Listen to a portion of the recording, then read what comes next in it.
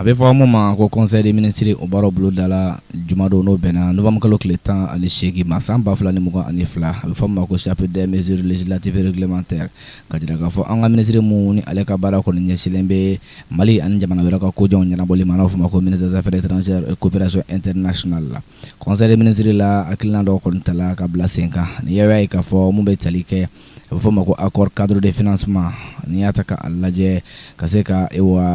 bolonɔ bila sɛbɛn la sɛbɛn mun n'i y'a ta k'a lajɛ Bamakɔ ani Dakar ani ɲɔgɔn cɛ bolonɔ bilala sɛbɛn mun na ka sanga mun bɛ tali kɛ septembre kalo tile 13 ma san 2022 Mali gouvernement ale ni a bɛ fɔ ma ko Banque islamique de développement olu ka bolo ɲumanw kɔnɔna la wa nafolo kɔni ka se ka bɔ cogo min na ka se ka na don an ka baara dɔ ɲɛbilaw la n'o fɔ ma ko programme de développement intégré des ressources animales et aquacoles fɛn fɛn tali kɛ an ka cakɛdaw n'i y'a ta k'a lajɛ n'u ka baaraw kɔni bɛ tali kɛ wa bagan mara ale ni ji wa bagan minnu bɛ sɔrɔ ji kɔrɔ olu fana marali o koɲɛ la Mali kɔnɔna la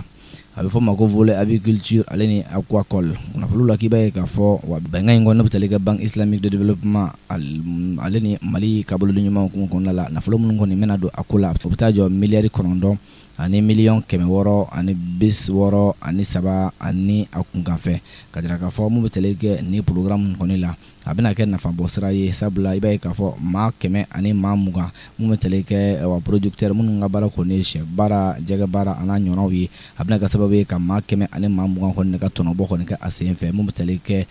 Sahel occidental o jamanaw yɛrɛ la kɛrɛnkɛrɛnnenya la Mali o kofɔlen don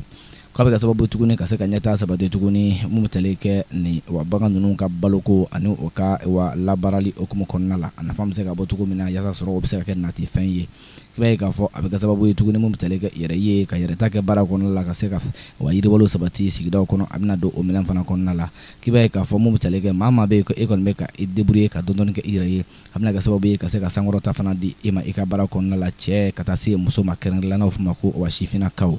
Bamakɔ novembre kalo tile 18 san 2022 secrétaire général du gouvernement Mahamadou Dagnon officier de l'ordre national ale bolonɔ b'a la